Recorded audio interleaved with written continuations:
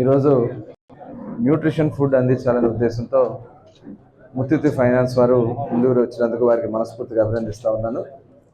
ఎందుకంటే టీబీ వల్ల మరి ఇవాళ పెద్ద ఎత్తున చాలామంది అనారోగ్యం పాలై చనిపోతూ ఉన్నారు. దాన్ని కానీ కరెక్ట్గా మనం డయాగ్నోస్ చేసి పౌష్టికమైనటువంటి ఆహారం తీసుకుంటే తప్పకుండా దాని నుంచి వాళ్ళు విముక్తి పొందడానికి అవకాశాలు ఉన్నాయి. దానికోసమే ప్రధానమంత్రి గారు కేంద్ర ప్రభుత్వం ఈ ఆలోచన చేసి సిఎస్ఆర్ ఫండ్స్ కింద కూడా కొంతమంది స్వచ్ఛందంగా ముందుకు వస్తూ ఉన్నారు.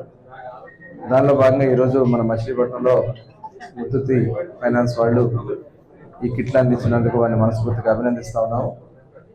మరి ముఖ్యంగా ఇవాళ మనం చూసాం, మన ఏదైతే కరోనా వల్ల అనేక మంది ఎన్ని ఇబ్బందులు పడ్డారో చూసాం.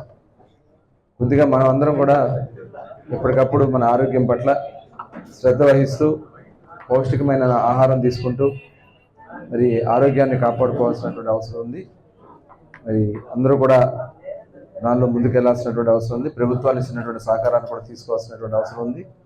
మరి ఈరోజు ఈ కార్యక్రమంలో పాల్గొన్నందుకు మనస్ఫూర్తిగా మరి డిఎంఎండ్హెచ్ఓ హెల్త్ డిపార్ట్మెంట్ వారికి, అదేవిధంగా మరి ముత్తూట్ ఫైనాన్స్ వారికి మనస్ఫూర్తిగా అభినందనలు, ధన్యవాదాలు తెలియజేస్తాను.